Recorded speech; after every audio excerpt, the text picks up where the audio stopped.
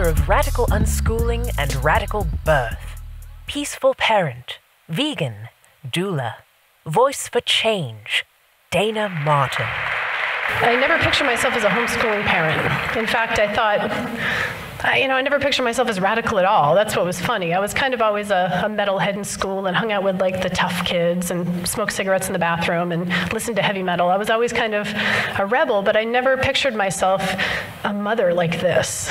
So let me tell you, this isn't something I envisioned ever promoting or speaking about. It just happened so naturally and so beautifully that I'm really inspired to share. I never envisioned sharing it on the platform that I have. It started 10 years ago when the Dr. Phil show contacted me and our family spoke about this life. It was there that I knew that this life would be really sensationalized as well. Radical Unschooling, this is an educational event. I realize that. We're going to be focusing on education and alternative education and freedom. However, what I want you all to know more than that is that this is a whole parenting and life philosophy, what I'm sharing with you today. Children's rights are on the forefront of what I do. I look forward to a day where we look back on times where children were spanked and punished punitively as shameful and embarrassing. Just because we don't punish our kids, I think punishing models meanness and it's cruel, and I don't think it's necessary at all. I don't punish my husband, I don't punish my kids. I don't believe in punishing anybody that I care about. I was just saying, you're talking about punishment and consequences. You don't punish them, so what if they do something wrong? What are the repercussions? We talk about it. What's a day like in your house? What time do your kids go to bed? They go to bed pretty late, actually. You'd be surprised with what a natural rhythm is for kids. So what time does your 6-year-old go to bed? 1 or 2 in the morning. Oh my God. It is really good for their bodies because they're able to go to sleep when they're tired and they sleep until they're done sleeping. So when do they wake up?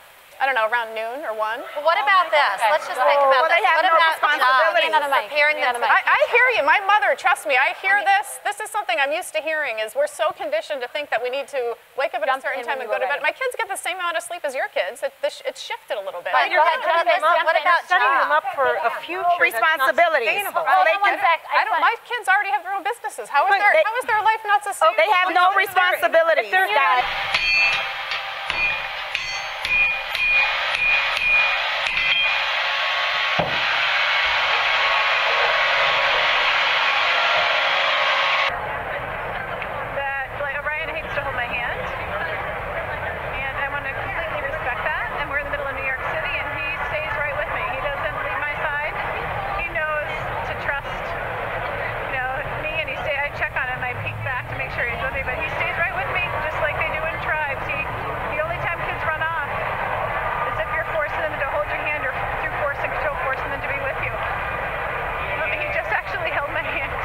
I helped my daughter create the bedroom of her dreams.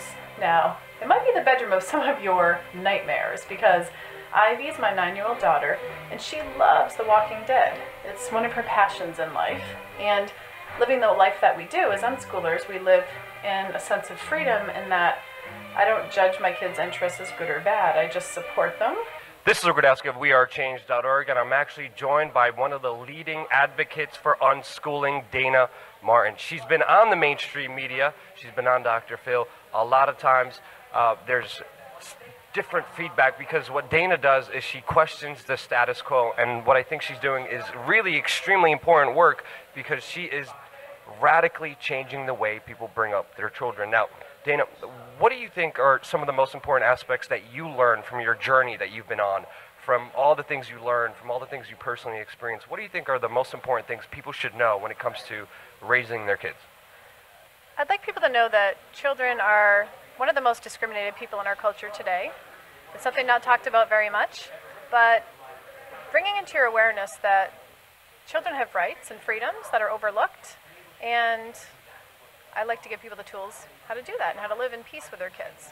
But Orion has total freedom. He could have chosen anything he wanted in Starbucks, from cake pops to brownies to... Yeah, I don't like cake pops. ...to smoothies, you name it. And he chose orange juice and a banana. So trust kids, they make good choices with freedom. Dayna is the author of Radical Unschooling and is speaker and activist who has been a leading voice of the unschooling movement and peaceful parenting for over a decade. She travels towards speaking of freedom, peace, and children's rights I would like to invite Dayna to the podium.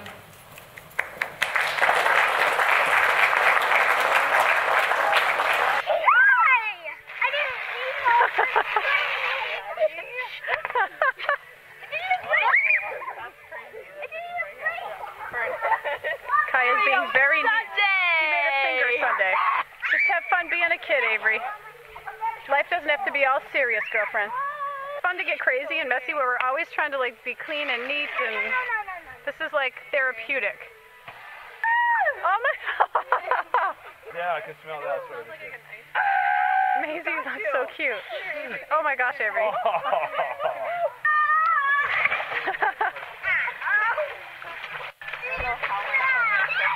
Well, a lot of the stuff will come off in there probably. Noodles left. It's a noodle party. Oh, I'm under so many. What do you say to those people who say, you know what, you should really discipline those kids of yours? I tell them that they need to start listening to their kids and focus on their needs just as much as their own and stop being so narcissistic. That everyone's needs matter in the family equally. Discipline is not for somebody you love. It's very cruel and it models that power rules. So I encourage parents to focus on and respect their kids as much as they would their best friend or their partner. And in doing so, children will grow up knowing that everybody's needs matter, and that's the first step toward world peace. Where's the most truck over there? Whoa! Looks like a Barbie collection. That looks kind of like Duty. Like duty. Oh, well, it looks like chocolate. It looks like ice cream or something. I can't believe, look at how much trash was on the playground already, guys. Check it out. Oh my God. We barely started. Yeah.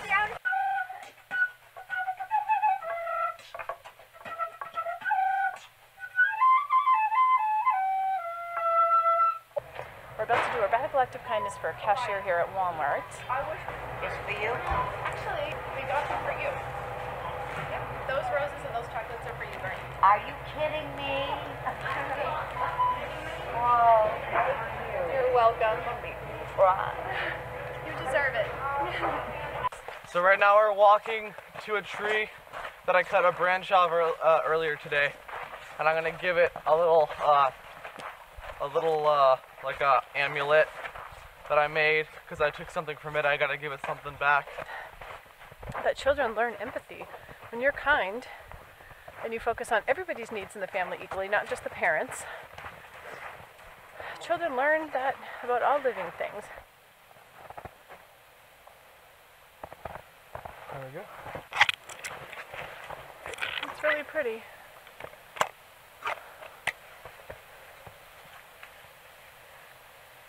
That's why I cut it off. You can see up there. Oh wow. Yeah, I handed down the saw. That was very. I had to climb up barefoot, and it was very slippery. It was really difficult. So we're at the grocery store, and the kids are each getting their own cart to be able to shop for what they want. So you have about $15 each to spend, okay?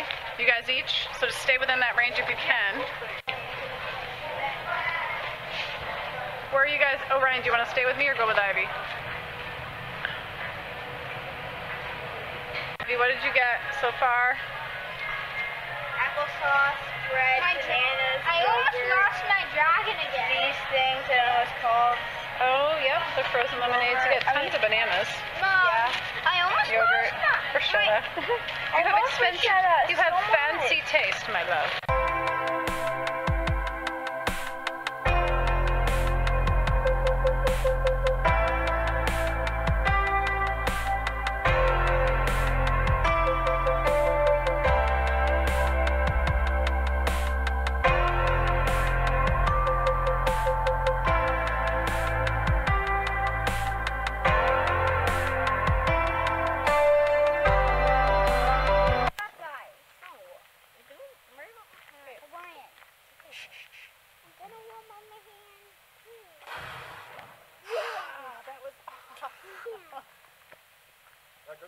Yeah. That was your best. We are here in Acapulco, Mexico, and we're going to release baby turtles. Now, this is a dream of mine. Want it down? Bye, little guy. Okay, ready?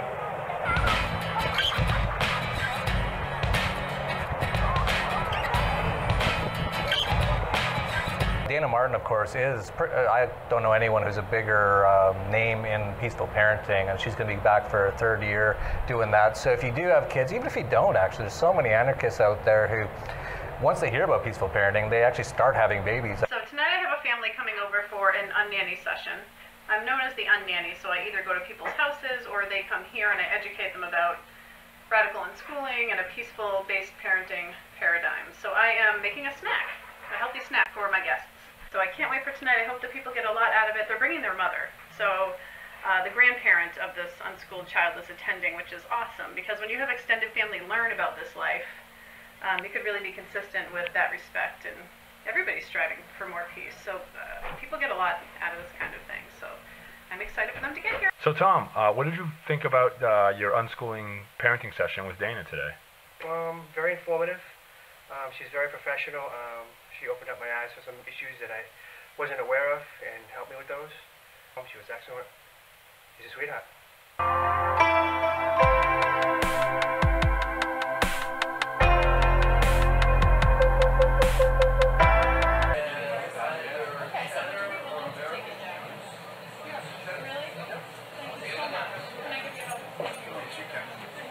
I never thought of it. You're awesome. Thank you so much. I really appreciate it. You're awesome. Have a great night. How do you think they'll go in adult life, in their career lives, which are structured, which require qualifications, discipline? Do you worry about how they will integrate into society in later years? I don't worry at all about how they're going to integrate into society in later years because they're living in society now. They've had businesses since Devin has, my 14-year-old, since he was as young as 4. He had his first business, a chocolate business.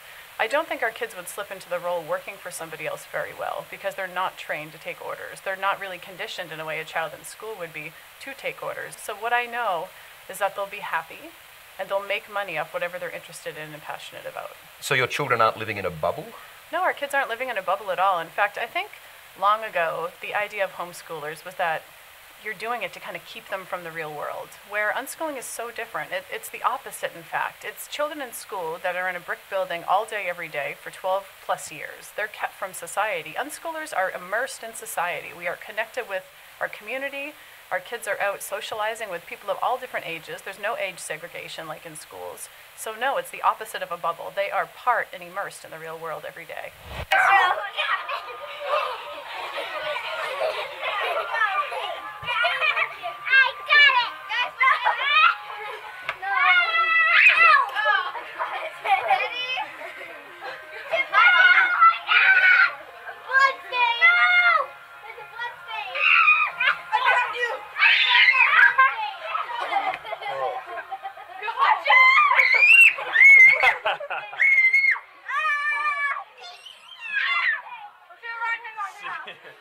I just wanted to share that I think it's really normal. Fear is a really normal process when you have children on many, many levels. And you have to really embrace and realize how brainwashed we are to see things a certain way. I think it's really hard for people to embrace that they're conditioned themselves. And parents are so conditioned to see learning as needing to be forced. A lot of parents weren't trusted as kids themselves, and because of that, it's really hard to carry that trust on for when you have kids. It's hard to be trusting, and children are amazing learners. Learning is like breathing, and it's really easy, and it's really joyful, and expansive, and powerful, and it's also instinctual. And the only thing that gets in the way of learning is when it's forced, and when it's controlled, and when it's regulated, and when it's scheduled, and when it's graded and measured, and that's what screws up the natural process of learning that comes really joyfully and easily to kids. So your kids already know how to do this. How do you see your kids' future lives playing out? High school, college age, beyond? I don't really necessarily project. I just want them to be happy. But I'm stunned that you've never thought about what kind of jobs your kids would end up Well, I don't know. Does anybody know? Do you know? Can you picture what kind of jobs your kids would have? My son wants to be the Yankee third baseman, so right now it's a little off. Perhaps not the best long-term plan. What you making, Ivy J? Dayna, though, has become a leader in the growing radical unschooling movement through YouTube videos. True learning comes from the internal drive, the need from the learner. She's even written a book. There are an estimated 150,000 unschooled families nationwide. Hi. Hi. I'm Dayna. Dayna, who teaches childbirthing classes from home part-time, even gets paid to go into other people's homes as the unnanny, as opposed to the super strict disciplinarian on the TV show Super Nanny. You will go straight to your room for that behavior, right now. Like, what kinds of things do you like to do? Play. That's the most important job you have right now at your age. Massachusetts mom Erica Berg homeschools and is trying to ditch the textbooks and try unschooling. Most of the struggle is myself and trying to figure out how to let go of what my idea of school is. And the mother of 3 boys is full of questions. What if they really do need algebra and I don't teach them algebra? So the fears that you have are so normal. Okay. And algebra is not something everybody on earth needs to know. This Right. life is about honoring the fact that we're not all put on the earth to do the same thing in life. Just connecting and being present in the now, they're so into it. It's one thing to follow your child's lead in learning, but what about discipline? Can stay in the backyard and use this hammock while we're here, okay? Please. 4-year-old Henry wants to go play on the blue hammock in the front yard. At first, his mom forbids him. But then Dayna intervenes, saying the no could easily be a yes. Why can't he go on the blue hammock? We can just as easily move on over Yep. here and still have everyone's needs met. No, that's while perfect. He has, so yeah, let's do it. All right. In your mind, what was the most interesting tweak that you were able to make? One of the things I love to do is sharing how a child feels if a parent isn't necessarily seeing that. Because he has a real need for going in it, and his needs are just as valid as ours. Right. But the kids say what they need is a whole bag of cookies. Mommy, how many can we have these? I don't know, 3 or 4? We're all set with the cookies, okay? Dayna encourages Erica to try letting her kids have it their way. You know, when you set up things with limits, you're setting up a scenario of kids sneaking things. Yep. I don't know if that's ever happened. Oh, yeah. Erica isn't quite sure. I just feel like if they ate the whole bag of cookies, they're off the wall. I think that's something that's going to take me a while to work on and feel okay about. You're doing awesome.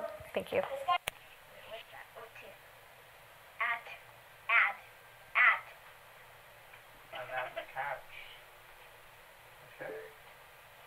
Oh no, pretty bad. Get ready, you can use it. Oh, wait, what's that again?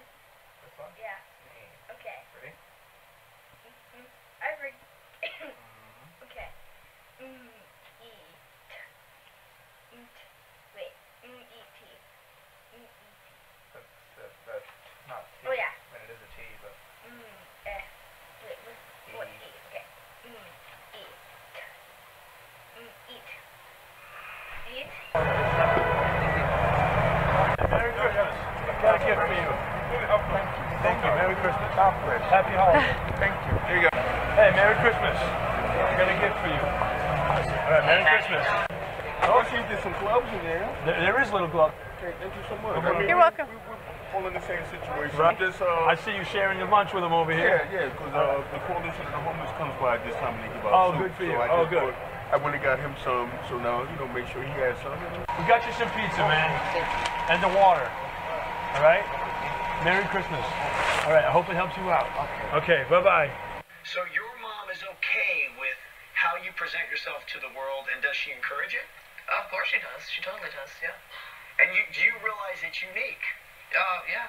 It seems to me like it would be, just by the fact that you were raised in this family, with a mom and dad and brothers and sisters, and you were all taught to follow your bliss, as they say, that you learn to just go where you want. Is when you spend your day, and your mom said there is no curriculum, how do you know what you're doing is the right thing to do?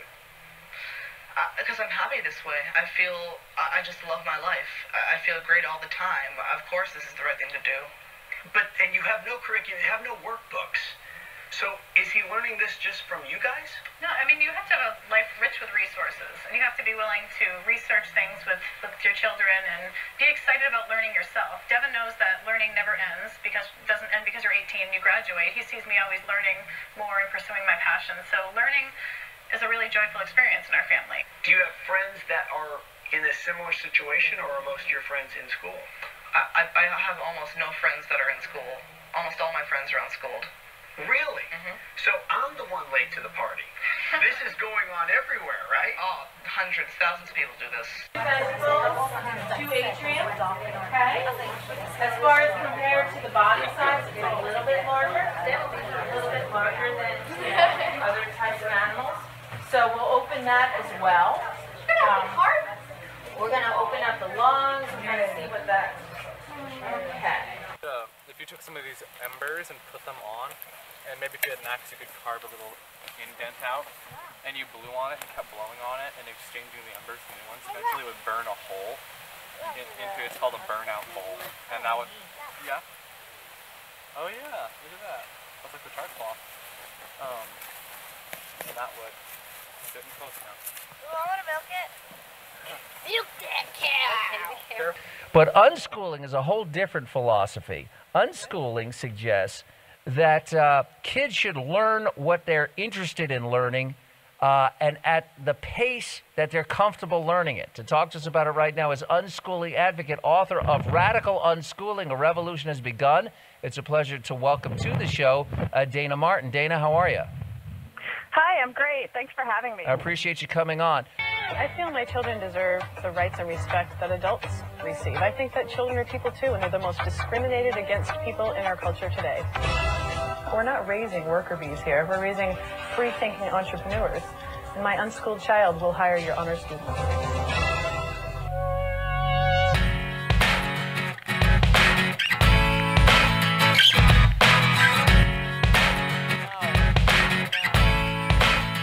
Now, ladies and gentlemen, Dayna Martin.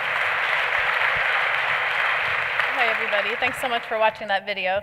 I wanted everyone to get a clear concept of what the last decade has been like for me and my family, because there's limited time, so I figured I'd condense it and show you what our life is all about. Because we're not only unschooling, but we are, I guess, pioneers in the media doing this kind of thing, which is not something we expected to do. It just happened really organically and authentically, and it's been a trip.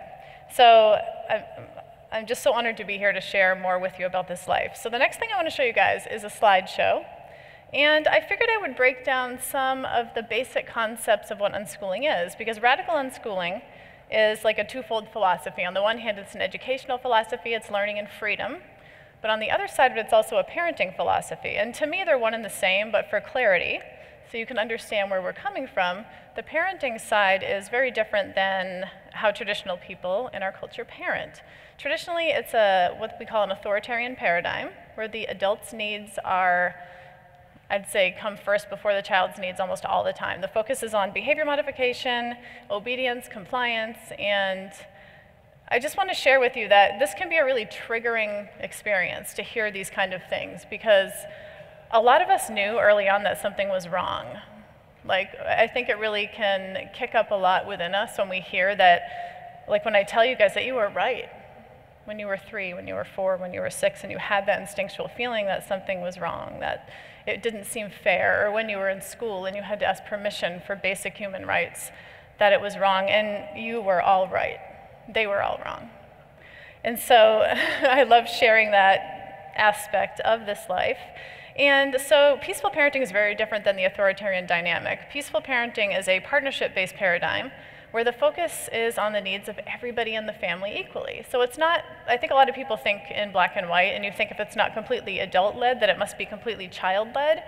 And in fact, a lot of people come to this life really thinking and believing that, and they think that unschooling or peaceful parenting, whatever label you prefer, they think it's not working because they let the pendulum swing like completely in the other direction. But what they don't realize is that what this life is about is meeting the needs of everybody in the family equally, and that everybody's needs matter.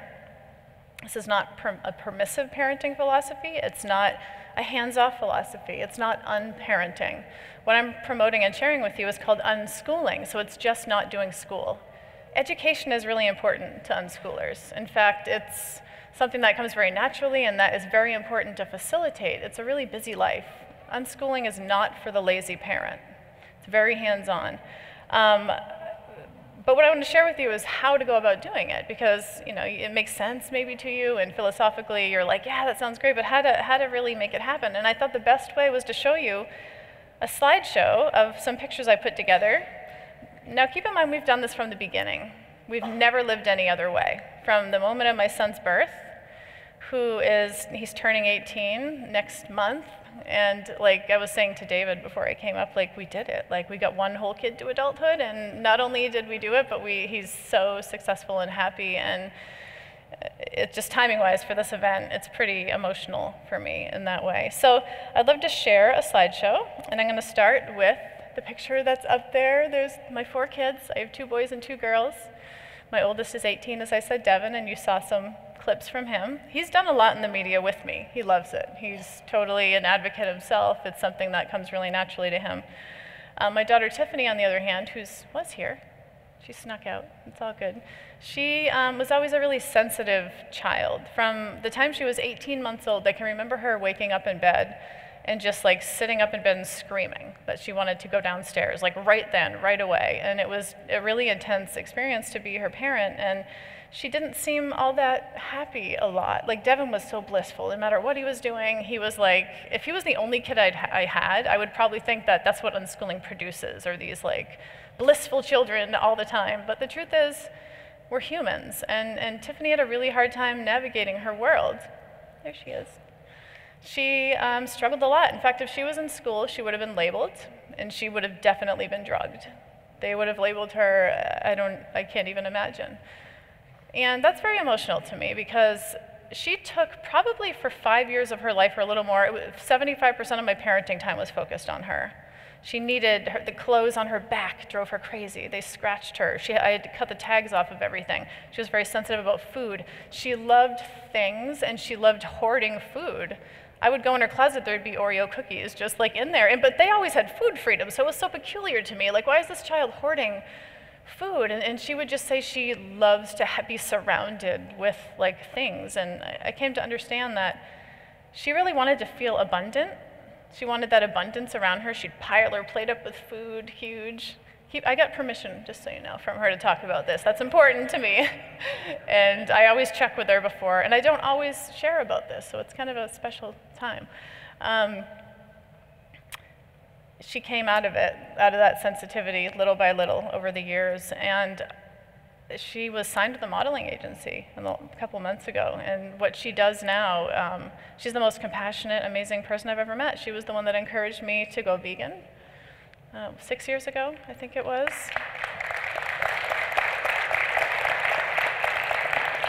Her sensitivity and what made her very, very difficult to parent taught me more than, oh my goodness, anything I think I've ever learned from.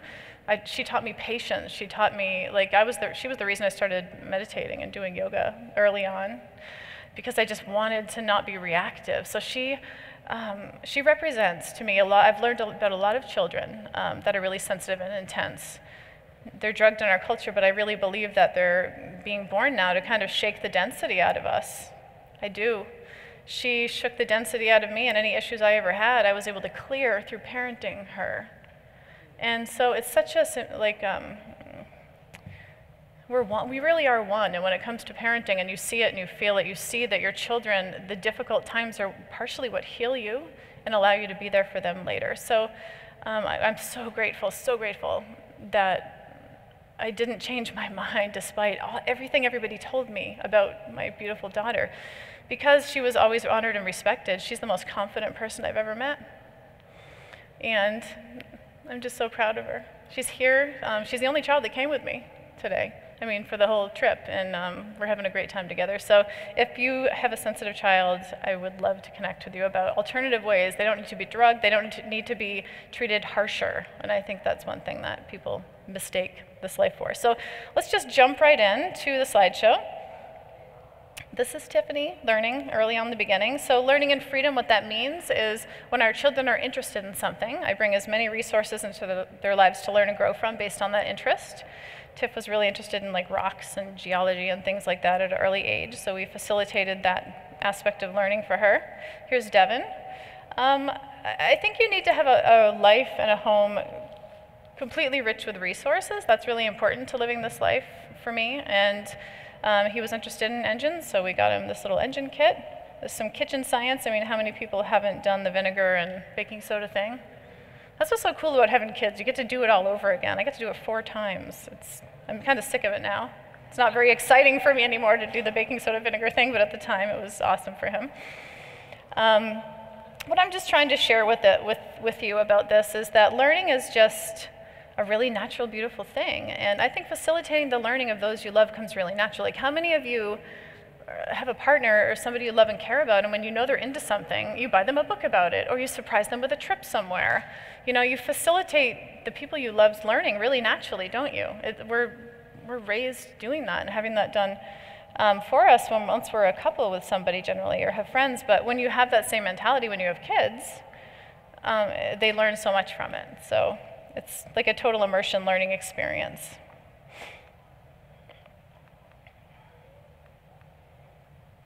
Devin, I don't think I've ever won a game of chess to him. I'm very bad at it. I'm flipping through fairly fast because the time flew.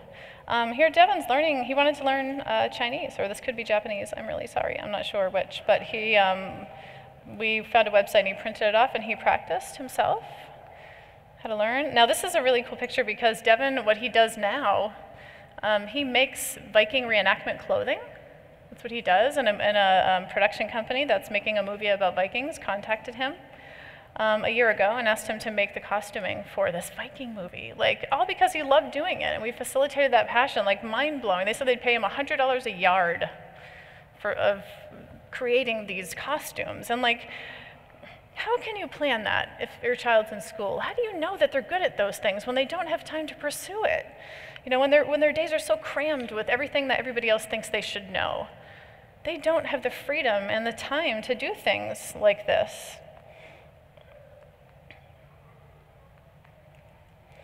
Devin's built several structures. This is one that he built. He's really into survivalism, so he teaches kids now how to do that. This is his steampunk phase. Do you guys remember steampunk? It's kind of still around, but it was really hot at one time. I went to a couple of steampunk conventions with him. Some really cool, creative people there. This I wanted to put in just to share with you. These are my 4 kids, and they were talking about some really interesting things, and they were learning from each other.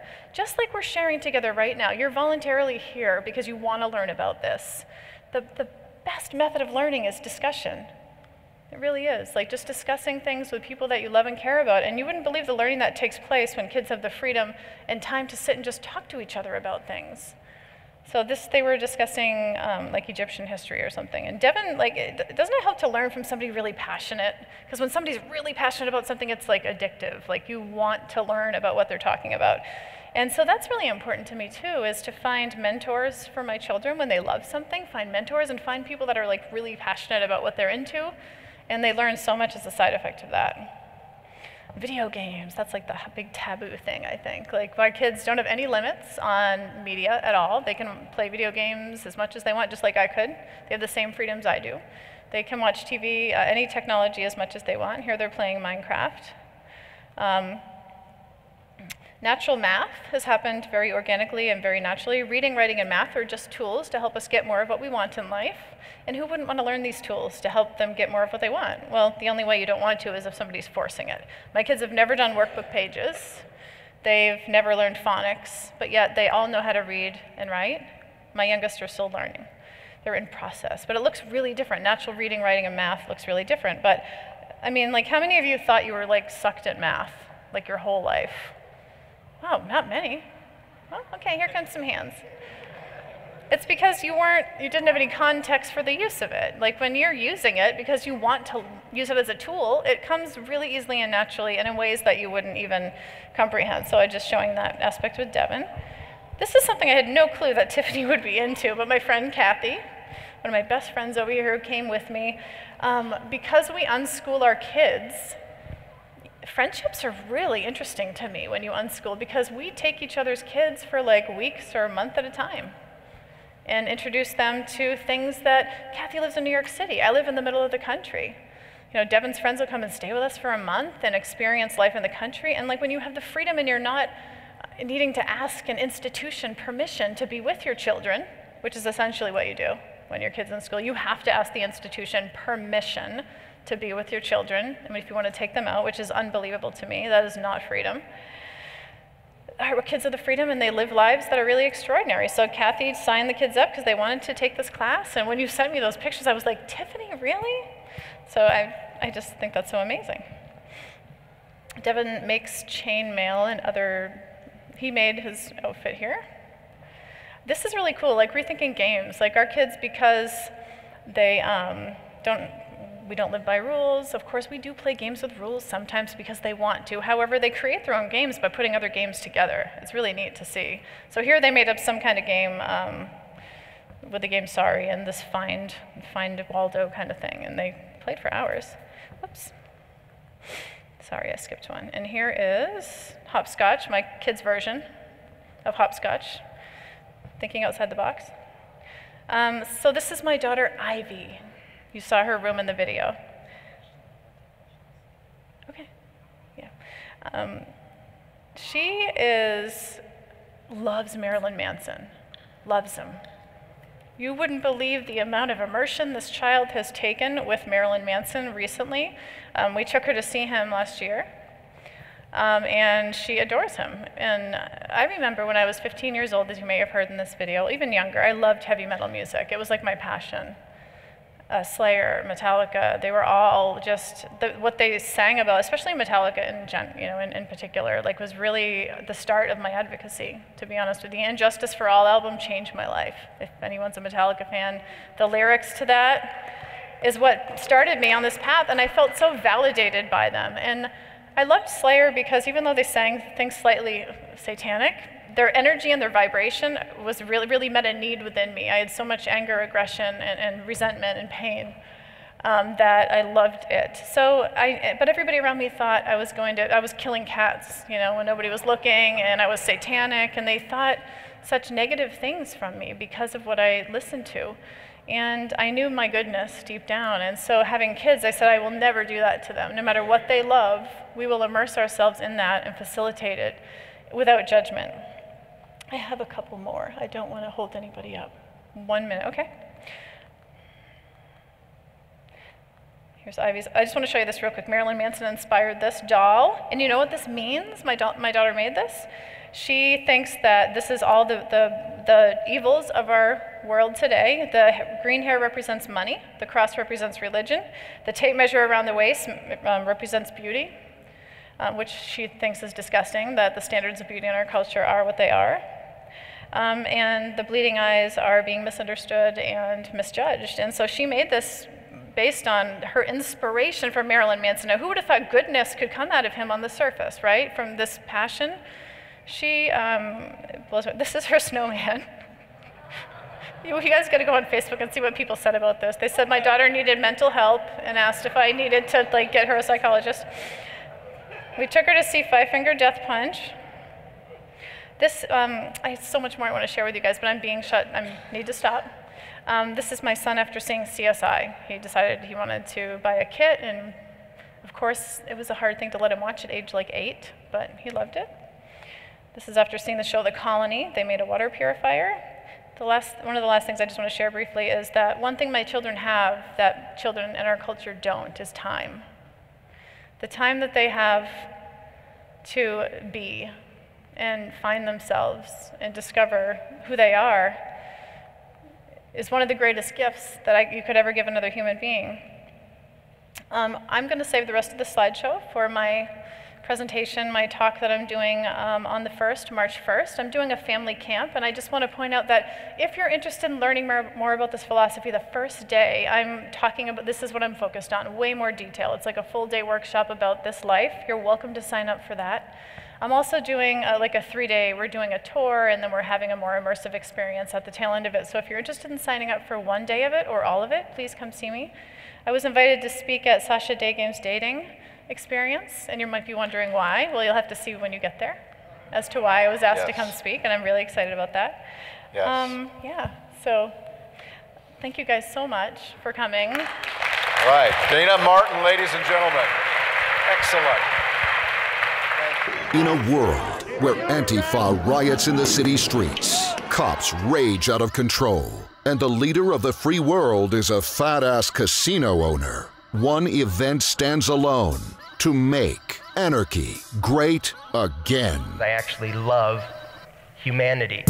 That is why I'm an anarchist.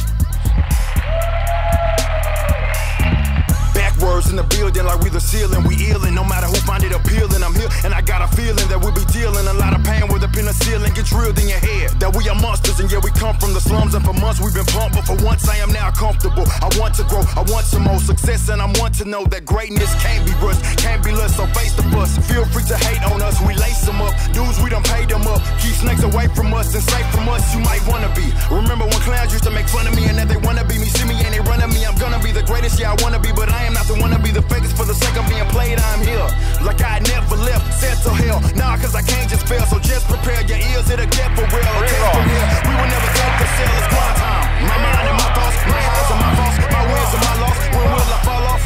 It's a test for me. You are now listening to Veracity. Yeah. Fuck the media, fuck the banks, fuck drone strikes, fuck tanks, fuck hunger, fuck war, fuck ignoring of the poor, fuck the left, fuck the right, fuck the government. Thank you, thank you, thank you, thank you.